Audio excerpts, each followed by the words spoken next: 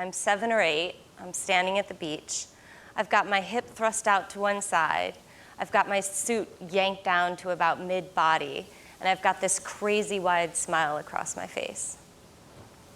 This was the wild, uninhibited little creature I was before my friend's older brother sexually abused me, before I let fear seep deep into my bones, creating a distance and a disconnect between my body and my soul. I held on to this picture over the years because it reminded me that there was a time when I lived unafraid in my own skin. There was a time when light just streamed from my eyes, a light that I can only call holy. I was undivided. I was unashamed. The first time I read the Bible, I broke out in hives.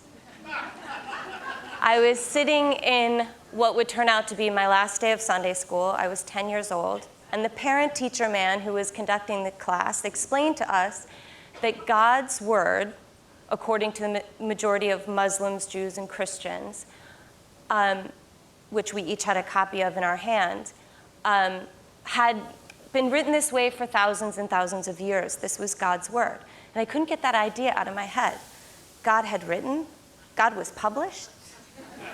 So we were reading this story about Sarah and Hagar, a story, of course, that involves one woman, Sarah, forcing another woman, Hagar, her slave, to be raped by her husband.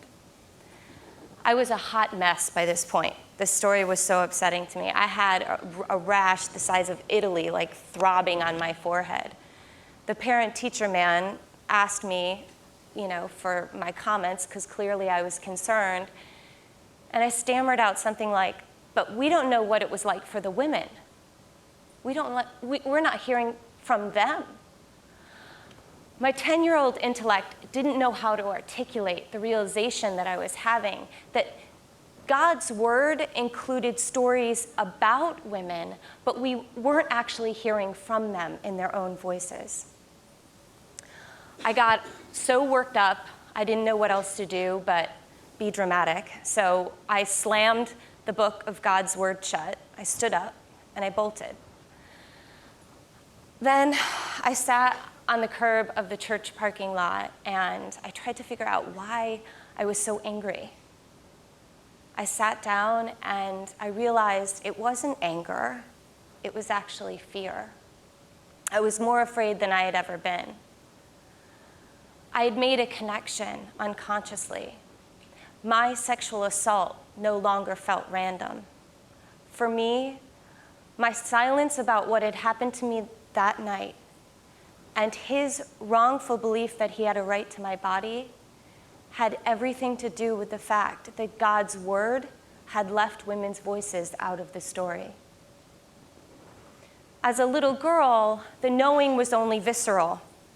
I knew, as if in blood memory, that the female body had been written out of the divine equation. I was the sex not considered sacred. In divinity school and in seminary, I really studied this idea that had been planted in me that day as a little girl. This idea that there's a connection between our ideas of the divine and the status of women. For me, it seems clear. Until women and girls, their bodies and their voices are considered sacred, we will continue to be disproportionately mistreated and abused. So the question I had was, how do we bring women's bodies back into the divine equation? I didn't know how to answer this on a global scale, although my passion wanted to. So I figured all I could do was make my one small life a prayer to try to answer some of these, try to address this question. What I did was I began to study and just absolutely inhale anything that I could find about the divine feminine.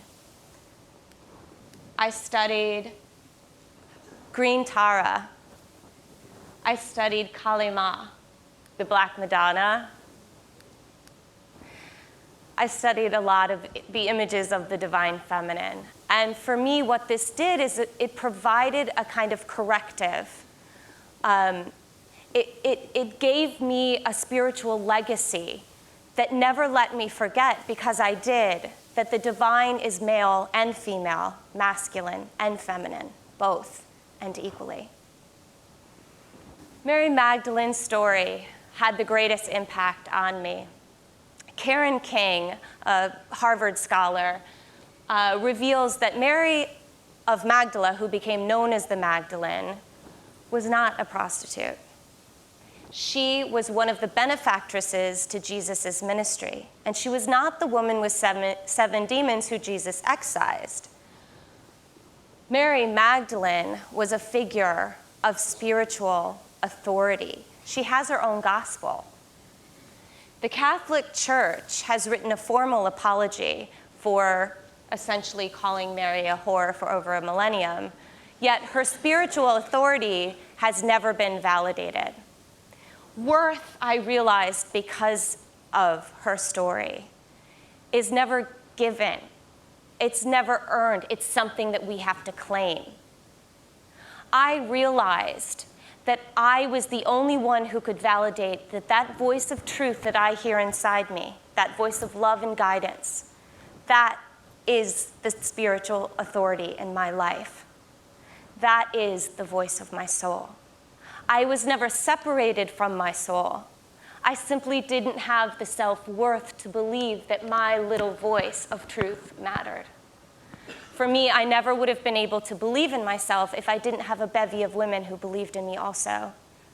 We come together not over a common faith, but rather over a common burning desire to have this voice of truth within us come out into the world. We know that that's the only way that the world is going to change. My prayer is that every woman and girl can see that light that's streaming from out of her eyes and know that it is sacred.